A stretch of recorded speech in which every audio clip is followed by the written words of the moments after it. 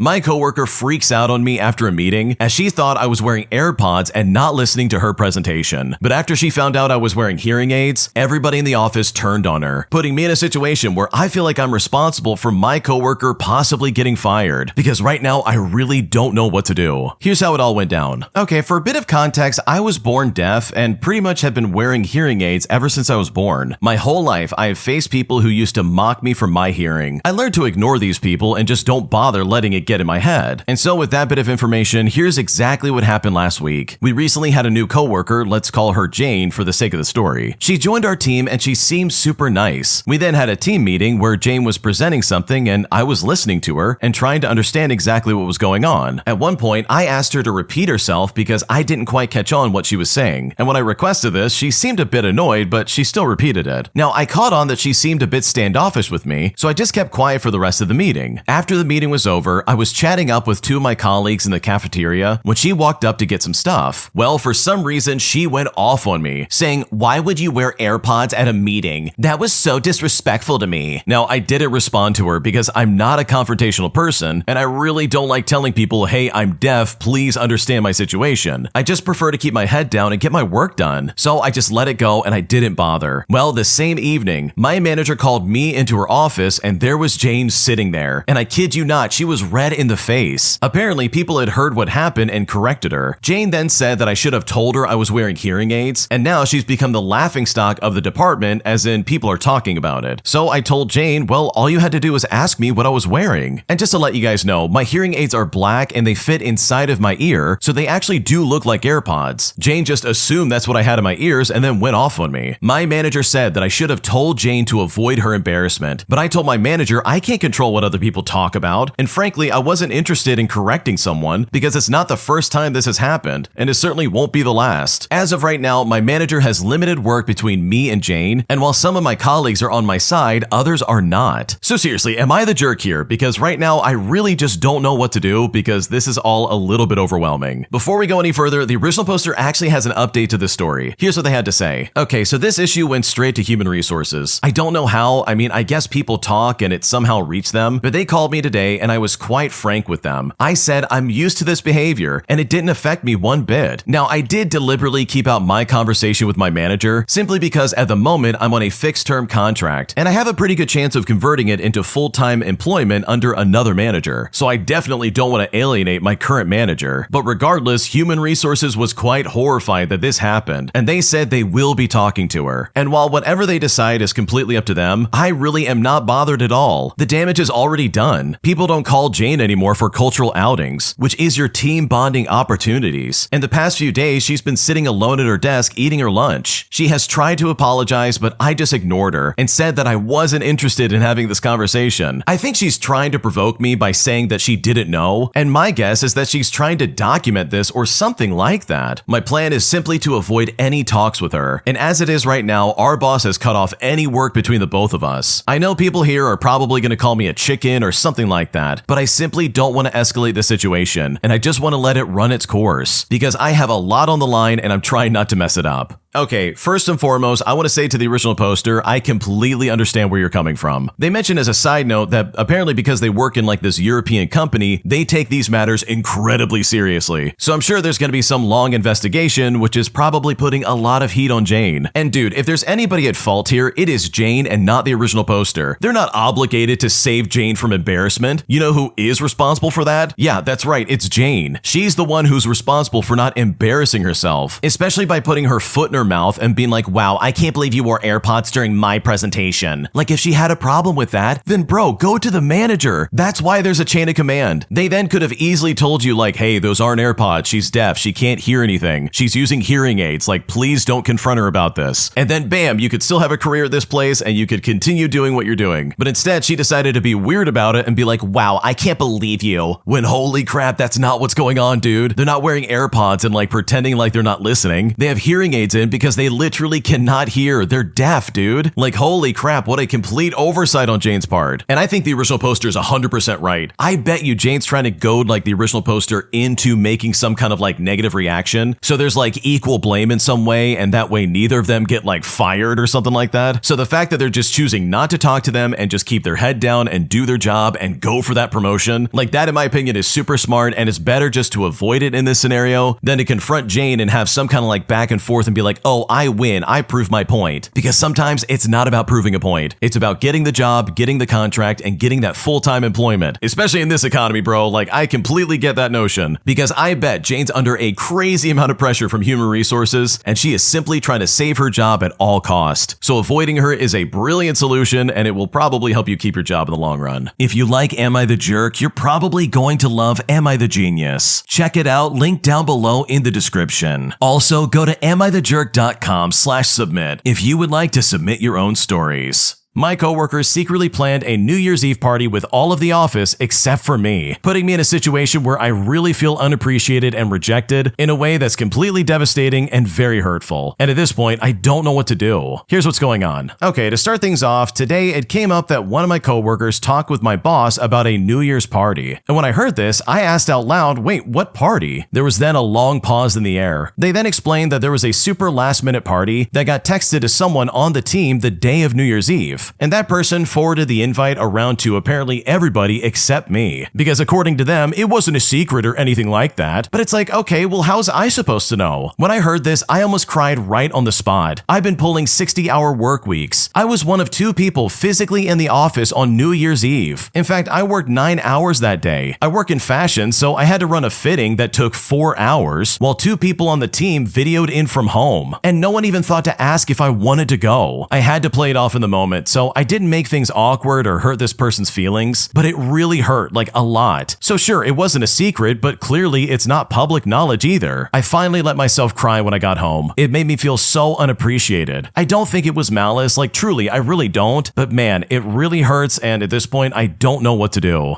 Okay, I need to say to the original poster, first and foremost, I have been in your shoes. You have coworkers around you that you're just trying to work and like get stuff done with, and you find out the hard way that you're the odd man out. So as someone who's been there and absolutely seen the extent of this, if I was in your shoes, I would 100% be finding a new job. Like, that's what I would do personally. Obviously, you know your situation way better than I do, so finding a new job is not going to be easy, and it's probably going to take a long time. But I know for a fact, the second I found another place to work, my life became so much better, and genuinely, I felt so much happier. I found coworkers who could actually be my friend. I was able to like get out of that weird funk of like, oh, nobody likes me and nobody appreciates me. And I was able to move on and be like, wow, this is what a good working environment is supposed to feel like. So truly, I really hope this works out for you, and I'm so sorry that they mistreated you in this way, because this really sucks and you don't deserve to feel like this. Am I the jerk for not fulfilling a Venmo request after we had a random guy stay with us at our Airbnb one night? Because honestly, I feel like I deserve a discount after this guy crashed for free, while my boyfriend thinks I should just pay the full amount and just be done with it. Because right now, I'm honestly still frustrated by this, and I just don't know what else to do. Here's what's going on. Okay, so this is kind of dumb, but like, hear me out. Last weekend, I went on a trip with my boyfriend and his 3 friends to go snowboarding. So there were 5 of us in total, with 4 guys and me being the only girl. We all decided to split an Airbnb,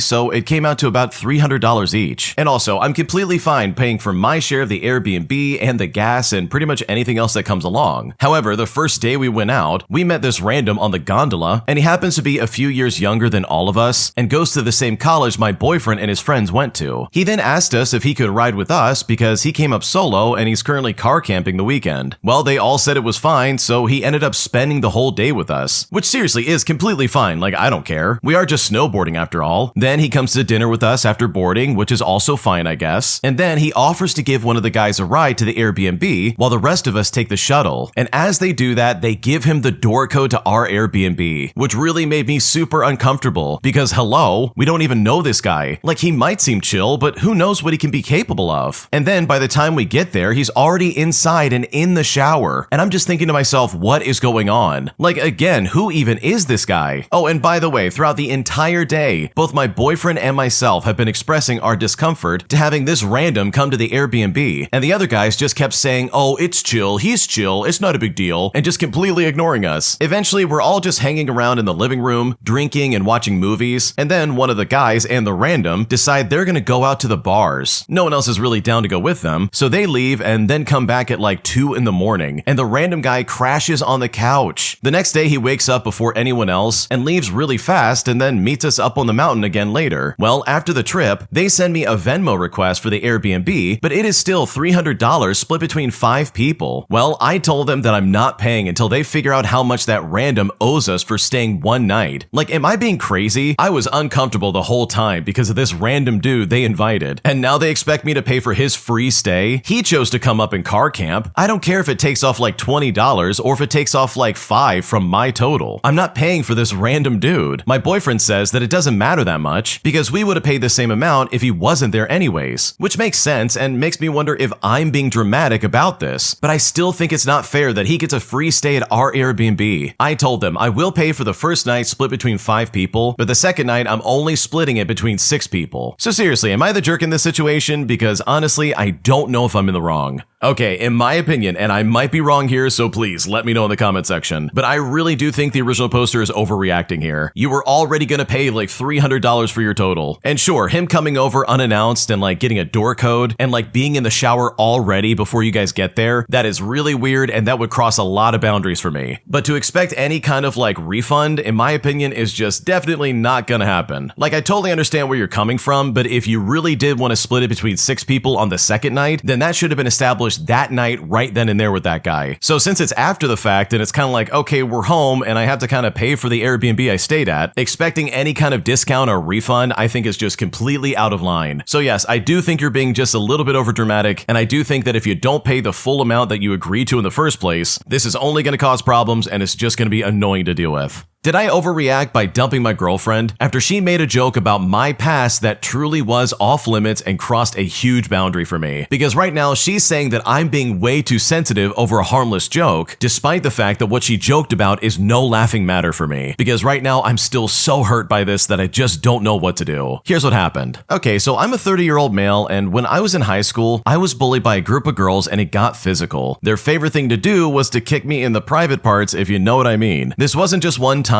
and it wasn't a prank. It happened over and over again in hallways and stairwells when teachers were just blatantly not around. I would drop, I would get nauseous, I would feel dizzy. Sometimes I couldn't even stand straight. In fact, there were days after where everything down there ached constantly. Walking and sitting were painful, and I was genuinely scared something was permanently messed up. My parents even took me to an urgent care once because the pain didn't go away. It really stuck with me. So because of that, I have a very clear boundary. Jokes or any kind of like intention about doing that is not okay with me. And I've told every single partner this, including my girlfriend. Well, last week we were joking on the couch. I teased her about leaving dishes in the sink, and then she laughed and said, "Oh, careful or I'll kick you down below." And then she laughed and said she was kidding. Well, when she did that, I immediately shut down, and I told her she knows that's not funny to me. Well, instead of apologizing, she just rolled her eyes and said I need to relax, and that I can't still be traumatized by high school. She said that every guy gets hit down there and I should be over it by now. But honestly, that hit me way harder than any joke. It felt like being told my pain never mattered. I told her I don't feel safe with someone who knows my history and still jokes about it and then dismisses me, to which she said I was being dramatic and using my past to control her humor. Well, after it was all said and done, I broke up with her that night. Now she's telling people I dumped her over a harmless joke, and some friends agree and say I just threw away a good relationship because I'm being too sensitive. But to me, it wasn't the joke. It was knowing my boundary, crossing it anyways, and then acting like I'm weak for reacting. So I need to know, am I overreacting in this situation? Because right now I'm still very hurt and I don't know what to do. Okay, I want to say that you absolutely dodged a train, brother. Holy crap. Get out while the getting's good. Like, good lord. Let me put it this way. Your girlfriend is not only the jerk in this situation, but she's also a terrible person. You literally shared something that was very deeply personal and very scary for you, and she not only said, "Oh, you need to get over it," but she also tried to act like you were the problem when you said that's not funny. Because guess what? Some things are not a joke. Some things in life just definitely need to be off limits, and this is one of those things. So for her to intentionally trigger you like that and then literally try to victim blame you is just crazy to me, which in my opinion is all the evidence you would ever need to see that, yeah, this lady doesn't care about you. She is not a good person and she is a terrible girlfriend, because if she did care about you, she would immediately apologize and say, I'm so sorry, I didn't mean it like that. Like, good Lord, I think if I did something like that to my girlfriend, I would be backpedaling hard. I would be like, I'm so sorry, I did not mean to joke about that. Because yeah, some things are not a laughing matter. Like, this is serious. This guy went through high school being literally assaulted every single day. You can't just casually joke about that and expect everyone to be okay with it. So no, you're not the jerk, you're not overreacting, and in my opinion, this is a massive betrayal of trust. And I think you'll be a lot better off away from this lady. My mom and grandma are trying to control my future by forcing me to go into medicine and using money as leverage, putting me in a situation that has ruined my mental health and all of my motivation. Because right now, I really just don't know what else to do. Here's what's going on. I'm a 17-year-old male and I'm currently in the process of looking and starting to apply to colleges, but there is a huge drama between myself and my mom's side of the family in terms of what I'm going to do and where I'm going to go. My mom and grandma both desperately want me to stay in my home country and study medicine, which is not something I'm interested in or even good at in the first place. They forced me to take chemistry and biology while I was heavily struggling with both of those subjects before. I thankfully have above average grades and would most likely get into some of the programs they want me to get into in my home country. However, I don't want to be a doctor, and I can barely deal with my mom and grandma currently, as they are both very entitled and kind of horrible people. They've done so many terrible things to me, including only allowing me to fly to the United States for one day for my grandma's funeral, and they also forced me to do things that I really don't want to do. My grandma even said that she's going to disown me on multiple occasions if I don't give in. Now, they definitely have the money and funds to send me to any college I'd like at home, and the inheritance would set me up for life. On the other hand, my dad, who is an American, and his side of the family, is fully supportive of what I want to do, and they are the nicest people that I know. They, however, do not have the money to send me to any private universities. The two options are basically, if I move to the United States, I will be going to community college right away and possibly transferring to a better school later on, and then just getting into debt. The other one is that my dad and I move and live there for like 1 year while also working at the same time and get in-state tuition to my dream school and go into debt that way. My dad is saying that I should try and get my mom to pay for college in my home country and then just move later, but that includes doing medicine, which is incredibly hard and very long, and I may not be able to move to the United States until I'm like 30 years old. I honestly just want to get away from the toxicity and everything my mom and grandma has done to me over the last 17 years of my life. I honestly do not know what to do, and I'm scared of the future. This has taken a huge toll on my mental health and my grades, and I don't even know if I can deal with my mom and grandma for another year, let alone another 10. I'm so exhausted and I'm depressed all the time. And on one hand, I don't want to go into debt, but also I don't know if I can deal with my mom much longer. What should I do?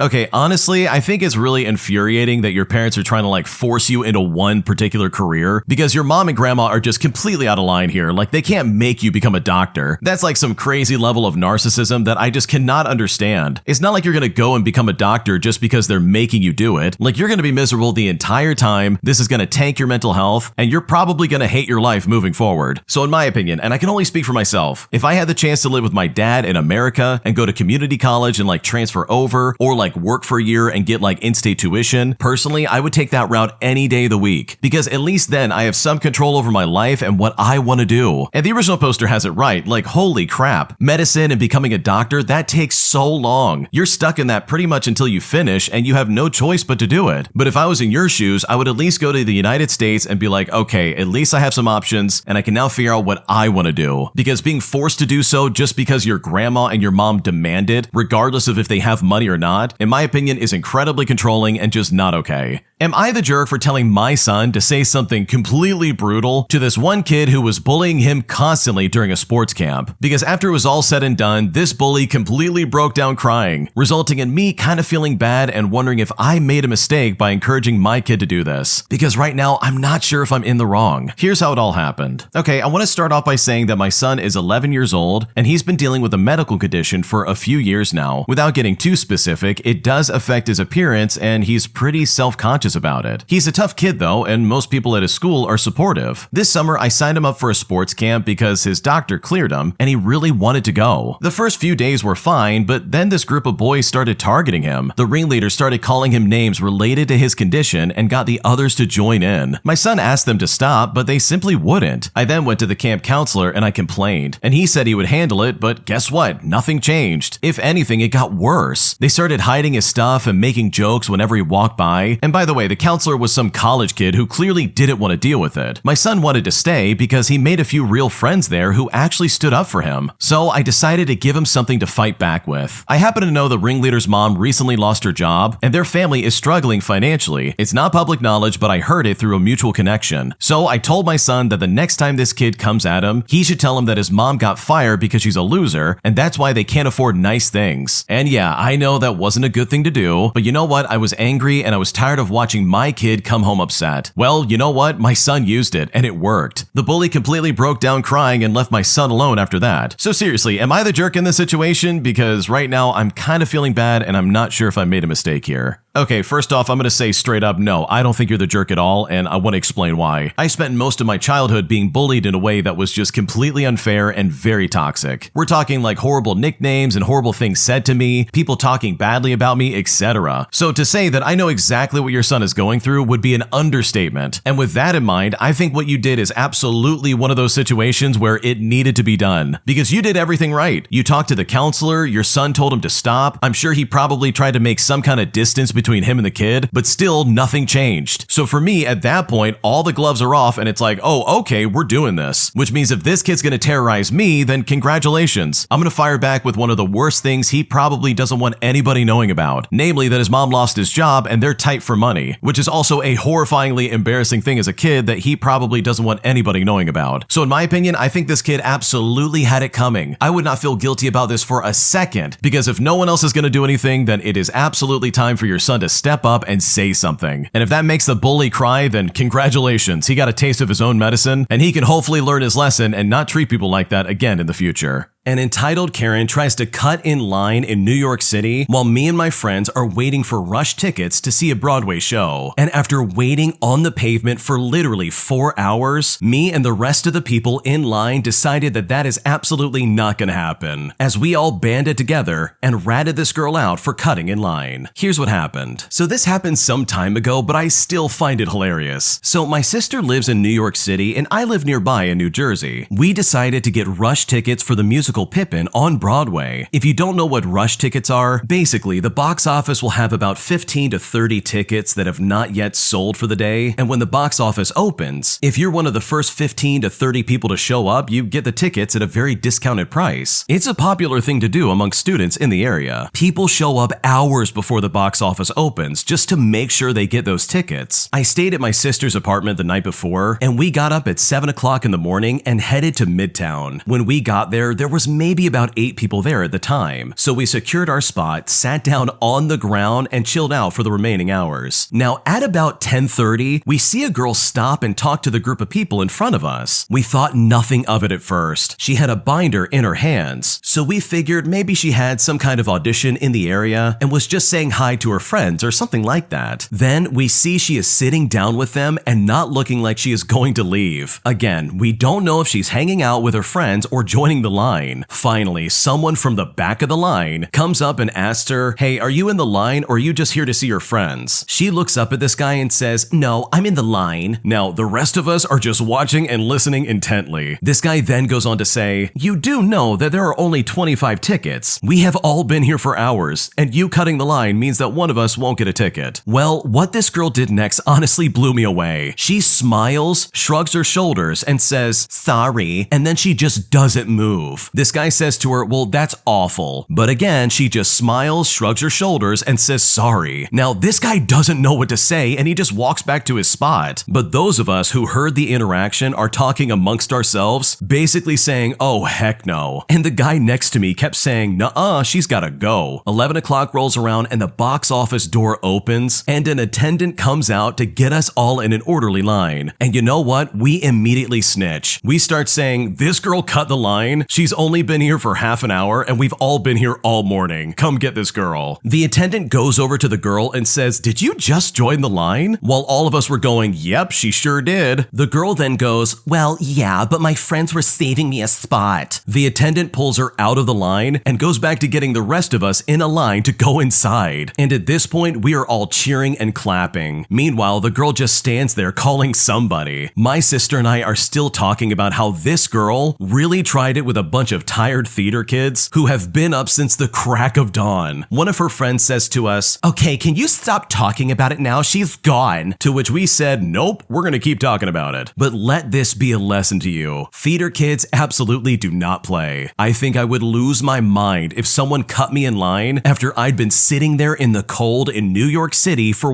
4 hours? Bro, there's no way I'm gonna put up with that. She's gonna go to the back of the line or she's gonna go home, because you are definitely not cutting me. Now here's the thing, a quick Google search and you'll see that some of these tickets for Broadway are really expensive. We're talking like a couple $100. So waiting in line for 4 hours, especially as like a poor student, that in my opinion is a fantastic way to try and snag some tickets. But overall, I found this story really funny, and it's cool to see karma take somebody out who absolutely deserved it. If you like Am I the Jerk, you're probably going to love Am I the Genius. Check it out, link down below in the description. Also, go to amithejerk.com/submit if you would like to submit your own stories. My parents are pressuring me to be around their creepy friend who has adopted our last name just to try and be in our family. And at this point, I seriously don't know what to do. I'm a 24-year-old female who has elderly parents that moved here from another state a few weeks ago. They have a young friend that they're close with who's 42 years old. And let me just tell you straight up, this guy is creepy. And I've expressed how uncomfortable I am with him and how I won't be around the guy. I've been very clear that I wouldn't be in the same room with the guy, which might be dramatic, but my parents have forced the guy on me way too much. Now, this guy is my parents' friend, but he also calls my dad daddy and my mom mom. This guy also has a wife who calls my parents mommy and daddy. And no, it's not in a weird way. He also pretends that they're his parents. He moved here at the same time as them because he's addicted to them. He even legally changed his last name to ours, and he makes his kids call my parents grandma and grandpa. Meanwhile, he makes his kids call his actual grandparents by their first name. This guy has done many things to try and hurt his own real parents, and he has a lot of family issues. This guy has also used them and sponged off my parents for years, and even recently with him staying at their house for free again for months. Like, the guy did this for several years and was sponging off of them living rent-free. Now, that's all good and jolly. I mean, it's their lives, it's their choices, and it's their relationship and business. This creepy guy is somebody to them, and my parents feel like he's a part of their family. He's not related to us in any way, not legally, not by blood, or anything like that. He just changed his last name to ours to renounce his real father's name, and so he could hurt his mother. He had previously planned to change his last name, and his mother was devastated. So he thought about changing his last name to his wife's name when they married. Well, he got mad at his mother again and didn't invite his real mom to his wedding until the day before, and this is all after people in his life started guilt-tripping him about it. And then with all that in mind, he decided to change his last name to our last name, knowing that it would hurt her. This guy has said many times how much he hates his own parents, whom he lived with until he was 22 years old. His mother paid for his private college, his first and second marriage honeymoon, and all other sorts of stuff. But he still hates his mother for making him either move out of her house or stay on her couch when he was 22 years old. All the while, he was using a lot of illegal substances in her house. So basically, this guy has a lot of family drama and a lot of problems. My parents feel bad for him and they love the guy. That's their business, it's their relationship, and it's their life. But I am not comfortable with a 42-year-old grown man that calls his elderly friend daddy and pretends that I'm his sister. This guy tells people that I'm his sister and even has my photo on his living room wall. I've been very clear that I don't like this guy and I will not be around him. This man even used to flirt with me, and he tried to date my two rich cousins to try and get into my family by marriage, while also trying to go after my cousin's money. Well, my two rich cousins dumped him, so he started flirting with me years ago. Then he finally got married and then divorced and then married again. I mostly don't like the guy because he's manipulative, he uses people, he's creepy. I know my parents love the guy and their relationships are their business. I just don't want them to try to force me to be around this guy ever again. My parents had a small holiday party and told me to invite invite their friends. And we invited a few old family friends that predate this weirdo that he doesn't know. My parents made it seem like it was going to be a holiday party, as if it was just for me and my old friends. But instead, they invited this man, his wife, and his kid, all without telling me that they were coming. I would have been happy to not attend the party had I known he was invited. So I stayed in their office, and once the party was loud enough, I left through the side door just so I could go unnoticed. So seriously, how do I respectfully enforce the boundary that I will not be around this creepy man again? How do I make it clear that my parents should not invite me over when they invite this guy over as well? What should I do? This guy really sounds creepy. You hit the nail on the head. This guy changed his last name. He calls your parents mom and dad, and now he's trying to be like, oh yeah, you're my sister. Like, this guy needs therapy. He doesn't need another family. He needs to make amends with his actual family and like seriously get some help, because the way he's acting is not normal at all. I can't think of a single person who's ever done anything even close to this before. So I seriously think your fears are completely justified, and I know if I was in your situation, I wouldn't want to be around this guy either. Now, when it comes to how you want to approach your parents, I'm personally a big fan of being very open and honest with how I feel about a situation, especially if it's something that's as disturbing as what you just described, and just laying it all out on the table for the parents to consider and hopefully respect, because clearly this is not the first time you've expressed that this guy is creepy. And with all of your worries considered, I really just don't blame you for not wanting to be around him, because this guy is acting incredibly creepy. This next story came from the Am I the Jerk subreddit. Check the links in the description if you'd like to submit your own story. Am I the jerk for feeling neglected by my mom who favors my younger sister? Here's what happened. So to start things out, I'm a 17-year-old guy navigating through a family situation that's leaving me torn and wondering if I'm overreacting. I'm using a throwaway account because, well, family drama is about to unfold. So let me paint you a picture of what's going on in my world. My mom, who's 42 years old, has unintentionally set up this bizarre dynamic between me and my younger sister. We'll call me Jake and my sister Emily. That's not our real names. Emily is 12 years old, and it's like living in two different worlds under the same roof. Emily's living the high life. I kid you not. It's like she's got a backstage pass to the universe of the latest gadgets, designer clothes, and whatever else a 12-year-old's heart desires. You name it, and she's got it. Meanwhile, I'm here navigating my teenage years with what feels like a good luck son from my mom. Now, I get it. Independence is important. I'm not asking to be handheld through every moment of my life, but there's a fine line between fostering independence and just leaving your kid to fend for himself, right? It's not just about the material stuff, although that's part of it. It's this feeling of being on the outskirts while Emily gets the spotlight. Mom's rationale is that I need to learn to navigate life on my own, and while that's true to some extent, it feels like she's taken it to the extreme. Imagine this. Emily gets the latest iPhone, and I'm over here with a phone that's practically a relic from a bygone era. She's rocking designer clothes, and I'm doing my best to put together a decent wardrobe with whatever hand-me-downs I can find. It's like I'm living in two different realities within the same house. I've tried talking to my mom about it, expressing how it feels like she's playing favorites, and her response is always the same. She's just trying to let me grow independently. Now, I'm not an expert on parenting, but is this really the way to go about it? I feel like I'm missing something here. The neighbors have started giving us weird looks, and I've even caught wind of family members dropping hints about how mom might be going overboard with the whole spoiling Emily situation. I don't want to sound ungrateful or like some entitled teenager, but it's getting harder to ignore. In our small town, everyone seems to know everyone else's business, and this family drama is becoming the talk of the town. People are forming opinions, and it's affecting the way they interact with us. Some are giving me sympathetic looks, others are avoiding the topic altogether, and a few have straight up asked me about what's going on at home. Now, here's the thing. I don't want to be the source of gossip, and I definitely don't want to paint my mom as some sort of villain. She's doing what she thinks is right, and I appreciate that. But it feels like she's inadvertently creating a divide between me and Emily, and I'm the one stuck in the middle. I love my sister, and I want the best for her, but it's tough to see her get all these things while I'm left feeling like the forgotten son. Am I the jerk for feeling this way? I can't shake the thought that maybe I'm blowing things out of proportion, or that I should just suck it up and deal with it. So I'm turning to the internet for some honest opinions. Is there something I'm not seeing or understanding in this situation? What should I do? Wow, I can imagine how annoying this would be. Based on what you're describing, it really does sound like your mom is spoiling Emily. And as a result, you're now feeling resentment towards Emily, and honestly, if I was in your situation, I would feel the same way. Like, here you have your sister getting all this stuff, and you're just left out to dry. And also, based on what the original poster said, it doesn't seem like there's any kind of like punishment behind this. Like, it really doesn't seem like you're a bad kid or you're doing anything anything wrong, or this is the result of you acting up, or something along those lines. That would at least make some kind of sense and explain this behavior, but for her to be like, oh, I'm just trying to help you be more independent. Like, if I was in your shoes, I wouldn't think that. I would definitely feel the same way as the original poster and be like, wow, what's happening here? And it also really seems like her logic is kind of flawed in this scenario. If she's seriously trying to teach you to be more independent in your life overall, then what kind of message is being sent to your sister? Like, she's being taught, oh, I can get whatever I want. I can get designer clothes and a new phone and all this new stuff, and it's just going to be given to me for free. Like, it kind of seems like she's setting your sister up for disaster later in life when she doesn't get her way. Like, how is she going to handle rejection or not getting something that she wants right then and there? So personally, if she really wants to play that game of like, oh yeah, I want to teach you a good lesson about independence, then why not try to teach that to your sister as well? Like, shouldn't that be important for both of your kids? Because right now, it really does seem like she's trying to single you out specifically and be like, oh yeah, I'm trying to help you when you grow up. But it's just coming off as like super hypocritical because she's then turning around and spoiling your sister. And this is all seemingly almost like at your expense. I don't know, it just seems really weird. So to answer your question, no, of course you're not the jerk. From the sounds of it, it doesn't seem like you did anything wrong. And it really sucks that you're stuck in the middle of this because now the whole town knows about it, and that's so annoying. And hopefully if your mom's open to it, you can come to some kind of like conclusion about what's going on here, because I know if I was in your shoes, I would be really frustrated. And I would honestly just want this all to be resolved. My general manager kicked a customer out of our bar after he refused to leave a tip on a $150 bill. And I'm honestly so grateful to have a manager who clearly has my back. Here's what happened. Okay, so this happened the other day, and I'm still filled with such a profound sense of satisfaction. Saturday night, our door person calls over our general manager because someone didn't have proper identification. They just had a picture of their passport on their phone. Now, she was feeling gracious, so she asked to at least see a credit card to confirm the name is the same, and he only has his credit card on his phone. And I guess she was filled with more holiday spirit than usual, so she just let him and his friends in, mostly because they had proper ID and they were well over 21 years old. They drink for a couple of hours when he goes up and asks for the check for the group. Well, he pays and then leaves a big fat zero for a tip. The bartender's face clearly was not happy, so the general manager asked her what was wrong. She showed her the slip and she turned bright red. Immediately, she goes right up to him. My general manager says, "Hi, how was everything tonight?" The guy responds to her by saying, "It was good, thank you." My general manager then clarifies, "Nothing was wrong with the service or your experience?" And when the guy said no, she responded by saying, "Well, you didn't tip your bartender." This guy actually said, "Yeah, I know. I'm not obligated to do that." My general manager then said, "Well, you know this is how my staff makes money, correct?" This guy then doubled down and said, "I'm not obligated to tip and you can't force me." Now, at this point, his friends noticed the altercation and they decide to step in. When they found out their friend had not tipped, they were mortified and started asking how they could leave money. They go up to the bar and we charge them a cent on their credit card so they can tip us. Meanwhile, this dude is behind them with the biggest stink face in the world. Well, my general manager lost it at this point, and she said to this guy,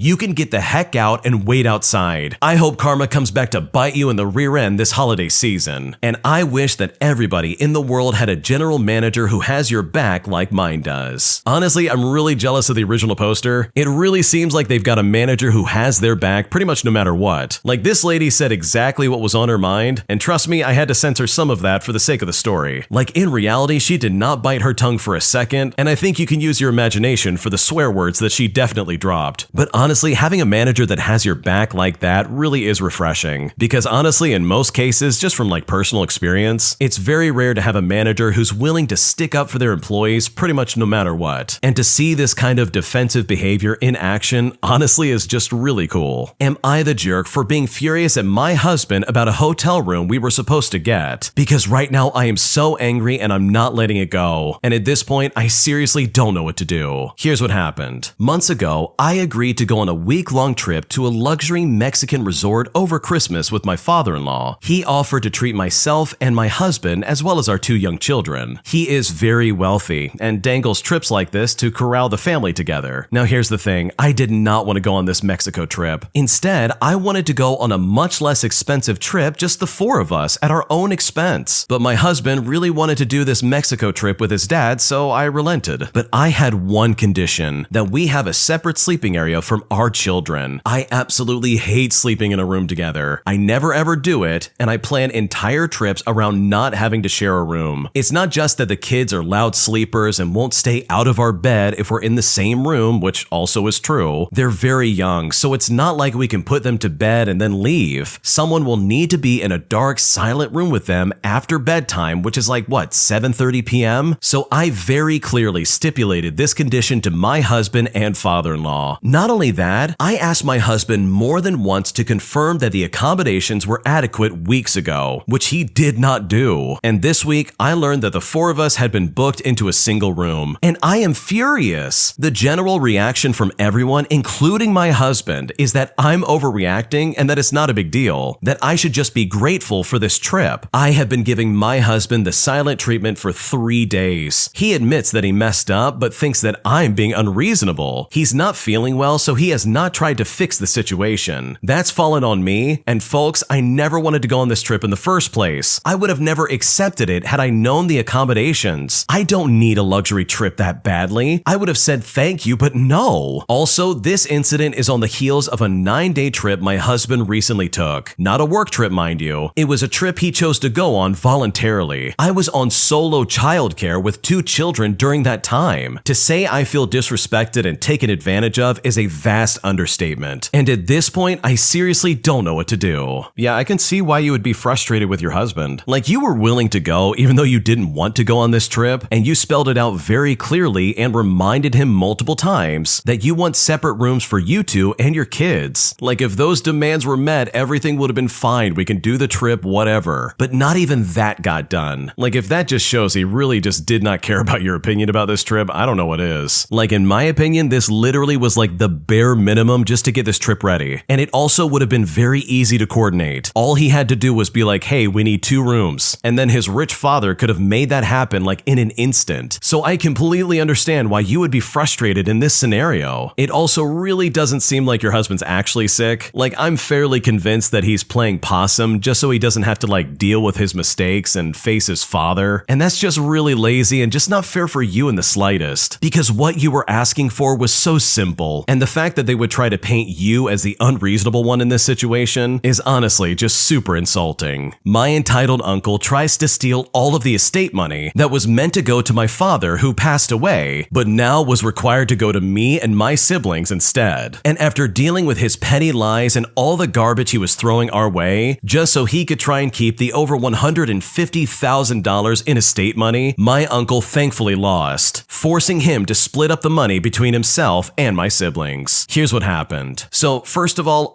the names and identities have been changed just to protect myself from additional drama. If you like a good mess around and found out kind of story, then you're gonna love this one. The cast of characters are dad, uncle, and granddad. A few years ago, granddad passed away in a rehab facility as a result of gross negligence. My dad and my uncle opened a lawsuit on behalf of my granddad's estate. It drags on and it looks like it's going nowhere. And then 2 years ago, my dad passed away a couple of months after a cancer diagnosis. It was all of a sudden, and my uncle had promised him his kids were now his. He said that he would look out for us. I was the executor of my dad's estate, and I did the usual business of selling property, closing accounts, and all that stuff. Since my uncle was the executor for my granddad's estate, I asked him if it was still open and what the lawsuit status was. My uncle said the lawsuit went nowhere and the estate was closed. And this is where I made a mistake because I took him at his word. My dad's estate was settled and closed last winter. My siblings and I split everything according to the will, and life continued. In April, my uncle called me to tell me he wanted to gift my siblings and me a small amount of money. The lawsuit on behalf of granddad was paying out, and my uncle wanted to give us $10,000 to split. Then he told me my dad's estate needed to be reopened to claim it. There were so many red flags you would think the circus was in town. I played nice and I thanked him, and then immediately called the courthouse where my granddad and dad's estate were established. The clerk told me not only was granddad's estate still open, but there was also a large bond on a sum of money recently placed. They then asked me if I wanted the name of the lawyer on file, and I said yes, absolutely. So I called the lawyer, and the receptionist exclaimed that they were trying to find my contact information. The lawyer gets on the line, and as one of the beneficiaries, he's able to fill me in on everything. Right after my dad was diagnosed, the lawsuit for my granddad was settled. My dad passed away without knowing the rehab admitted their part in causing his father to pass away as well, so they ended up paying out a settlement. This money sat in limbo for 18 months through the funeral and the sale of the properties. The first business day after my dad's estate closed, my uncle petitioned for the release of funds as the sole beneficiary. Well, the estate lawyer discovered that my uncle was not the sole beneficiary and requested my contact information, which my uncle claimed he did not have. The lawyer tells him that my siblings and myself were still his beneficiaries even though my dad's estate closed. We were entitled to my father's share. And this is when my uncle called me with this tall tale of wanting to gift us a small amount. The total sum of the lawsuit after taxes and the lawyer's fees was around $150,000. Since my dad and uncle were the sole beneficiaries of my granddad's estate, they would each get half. Guys, I was furious. I called the siblings and we agreed to play it cool. The lawyer for granddad's estate knew my uncle was being shady and never intended to split the money, so he refused to release the funds to granddad's estate, so the checks would go to my uncle and dad's estate directly. I decided to bide my time with my uncle and not reveal the extent of what I knew. 2 more months go by, and the estate is reopened and the bank account is established. And this is right when my uncle finds out through the lawyer that the funds would not be given to the uncle to disperse, but would go directly to the beneficiaries. Well, my uncle calls me spitting mad, saying that he did all the legwork of getting the lawsuit done and deserved the payment. He felt giving us $10,000 was fair, but I told him that the courts had a system for that sort of thing, and he would get his hours and time through the lawyers. My uncle went into a rant that dad owed him money, and that he was gonna bill us for so many hours, and we would get less than $10,000 if we didn't agree to the 10. So I told him to go ahead and try. Well, as you might be guessing, my uncle did try. My granddad's estate lawyer wouldn't say how many versions of the application he rejected before they arrived at an acceptable rate the judge would agree to. My uncle wanted us to pay for a grave plot since my dad passed away first and took the last plot in the family graveyard. He wanted repayment for all sorts of things that had nothing to do with my granddad's estate. This poor estate lawyer had to try and beat estate laws and inheritance into my uncle's head, but my uncle was determined to take both of his shares and my dad's. He would say, "I'm the executor and they don't deserve a thing." My siblings and I accepted the first reasonable rate and walked away with half of the remaining balance. My uncle never realized the sum would come off the top, not deducted from my dad's share alone. Despite the paper trail of deception he left, he still feels he's the victim and that we stole from him. He said to us, "The saddest thing about betrayal is that it never comes from your enemies. It comes from your friends and loved ones." And honestly, I'm just so glad we finally got this resolved. Wow, your uncle was really trying to mess you and your siblings over. That must have been so upsetting, and I'm honestly really sorry you went through that. It's bad enough your granddad and your father passed away, but now your uncle's literally trying to take all the money and be like, "No, it's mine, I'm gonna keep it."